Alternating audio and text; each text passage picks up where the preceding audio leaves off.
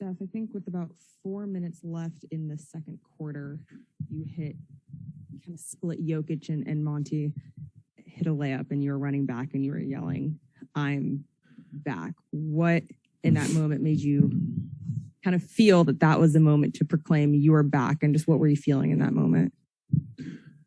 You're just starting to find a rhythm, like first game, missing that much time, coming off the bench, trying to get used to the speed of the game again, and somewhat impactful first game, but didn't really feel like normal, like you had the real flow. And then next, the first half, I had a little pep in my step and body felt good. Was able to kind of get to some spots, and you make certain shots, it feels a little different. Feels a little bit more normal, and more emotion kind of comes out, especially like that with that layoff. So it was a nice feeling. Can you take us through that exchange between you, Gary, and Jokic in the second quarter? Nah. Steph, you look to be, I guess, determined to get to the rim, especially when you had, the lineup out there. How much of that was you saying, "I want to get inside because we can," and how much of that was just the floor so spread, the lanes just look wide like that? It's just trying to be decisive where we're getting. There were one possession at the end of the second quarter where I forced up a little tough, like, sidestep to the right shot.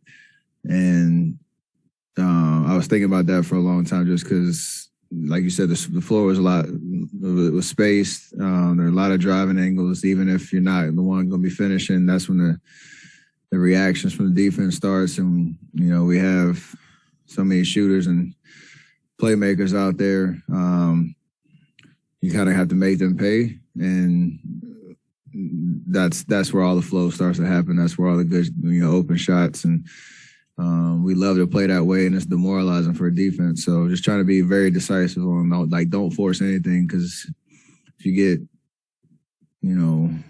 attack to the lane or a swing, you get them to react, somebody's going to be open, and you just knock them down. Well, what are your thoughts on watching Jordan specifically, get to the basket? And you know how difficult it is, but he seems to have a way about him where he can wiggle and get to the cup. How impressed are you with your protege's ability to do that? That's always been a part of his game. It's just about picking and choosing the spots and, understanding how teams are going to guard him and pick and roll. Again, taking advantage of the space that's out there. But teams have to respect his jumper and how lethal he is, kind of pulling up, that he can get guys to press up on him and he can blow by him. And he's obviously got a quick first step, and he's pretty crafty with his finishes, right hand, left hand, all different type of angles. So it's tough to guard, especially if you have shooter space, on either side of him. And the beauty is that he's been able to balance all of it, the shooting, the driving, and then setting up guys with some crazy passes and getting everybody involved. That's another evolution of his game. It's not just the scoring; it's picking and choosing your spots and making defenses pay if he gets a little extra attention. Steph, Draymond said when he feels he's getting under somebody's skin, he just presses even more. And do you sense that he's getting to Jokic? And also, did you have a feeling you guys could make so many deflections and get the steals that you got tonight? He loves a challenge. Draymond loves a challenge. And we understand that it's not like you're going to just shut Jokic out. You're not going to keep him in single digit scoring. He's an MVP of the league last year, and see what happens this year. It's a thing where you just make him work for the entire course of the game and try to, like you say, frustrate him as much as possible, try to make things difficult. Even if he scores, you want everything to be difficult. And that's what Draymond loves about this matchup is he still had, 26 and 11 and 4, but it's how you get that. And that's where we can then turn that into good momentum for our side. Draymond stays engaged. He makes them pay on the other end of the floor. And we all have to do our job, behind him. But in that one-on-one matchup, nothing's going to be easy. If you're going to score, you have to earn it. And that's Draymond's MO. Steph, there were a lot of memorable sequences with that three-guard lineup tonight, but was there maybe one in particular that kind of stood out? Did you have kind of like a favorite? I can't pick one, but it's just that feeling when everything starts to click and how fast we can play. And we still only had 9 turnovers. So, there are a lot of, back-to-back-to-back plays where it's kind of pick your poison and everybody was kind of getting involved. So I can't pick one. It's just that emotion, that feeling, that momentum we were able to create. Got the crowd into it. You could tell it was affecting them on the other side. Every time out, you look down, they're trying to figure something out. So that's playoff basketball in terms of you can get a team to have to worry about so many different things. Makes the game a little easier. Steph, are you expecting to return to the starting lineup very soon, or does it matter at this point? Like I said before, most of it is trying to figure out what appropriately or how we can appropriately increase my minutes, and then you figure out what that looks like. Right now, the goal is to make my minutes impactful as much as possible.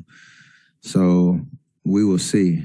And I'm pretty sure we won't give any of that away before I get back to the starting lineup. 2 questions. First off, how's your foot feeling? I know on Thursday you said you still were dealing with some mild discomfort. Is that gone away or still? It's still there, but it doesn't matter. It's part of understanding what it's going to feel like now and throughout this whole playoff run, and how I can manage it and continue to try to make progress even though I'm back playing. So I'm not worried about it, but you want to keep trying to push in the right direction where every game I feel a little bit better. So not there yet, but getting close.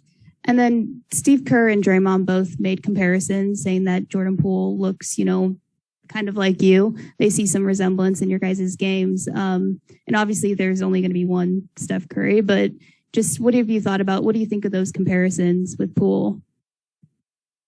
The maturation of his game in these 3 years has been unbelievable. And just his confidence in himself to be able to, take it up another notch at this stage. It's extremely impressive. You can give the direction and, the X's and O's and the approach and all that, but you got to go out there and do it. The player has to go out there and do it. And that's what JP's doing night after night. So that can't be taught. That's something that you either have or you don't. And I'm glad that he has it. How does this team recreate the energy to play with tonight, Thursday in Denver? Just understanding we haven't done anything yet.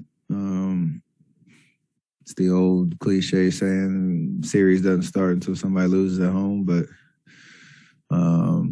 understanding this is the attention to detail in our game plan, knowing that it's going to be a lot harder to get a win, on the road, but we obviously are capable if we take care of our business, continue to play defense at a high level, continue to take care of the ball, making them forcing them to defend a lot of different actions. And then how you deal with adversity. That's going to happen at some point in the series. There's going to be crazy run that they make. Their crowd's going to be into it. And we have to kind of impose our will, hopefully, pretty quick when we get up there. And, Draymond said in the locker room, game 3 is huge because you can, snag that momentum and then try to get greedy after that. So it's going to be a hard-fought game on Thursday. You and JP combined for 63 points tonight. What's it like being out there with a guard who has similar, in many ways, skill set with you and the things that you guys can both do that really kind of do things to defenses? I mean, it's hard to game plan against because you have to give up something. And in those moments, we still got Clay on the other side. You got Draymond out there being a playmaker, Otto, Wiggs. Andre when he's healthy. Belly was out there for a little bit. Like there's just a lot of options, and for a team to make those decisions on the fly is difficult, especially when we're playing fast. So it helps that not that like we don't take turns, but like you can put him in a pick and roll. Me and Clay can space in the corner. There can be secondary and third options if they want to trap him, or guys stay home to us, and he has all the room in the world to make plays. All it is just being decisive. Like I keep saying that you just know what we're trying to get on every possession, take care of the ball. Usually going to have an open shot, and we live with those every possession. Draymond got up there, looked at the stat sheet, and just said, wow. And he was commenting about your plus 32. Do you say, wow, when you see that? What does that number mean to you? Is it significant? Make my minutes impactful. That was the goal. Hey, Steph, on that note, I think it's safe to say there would be a lot of star players who wouldn't sit well with them with the idea of coming off the bench after being out for a while. How have you managed to look at this through a different lens? It helps that I've been through it a couple of times and had to make that decision where, like, what's really important? Is it about starting and then just having that moment where you get your name called, and is that really that important? Or can you think about the big picture of, again, like when you're forced into a minute restriction, it kind of makes the decision a little easier, but it's like I want to be out there like with a constant kind of flow throughout the game. Obviously, I will be out there in a closing, lineup in the big moments of games, and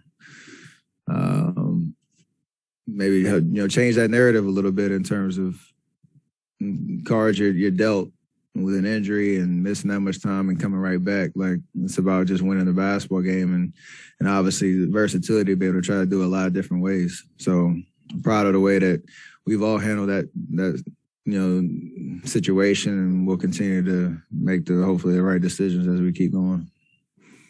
Steph, at what point does Jordan Poole shoot the technical free throws? Never. Never. Even I'll miss 10 in a row.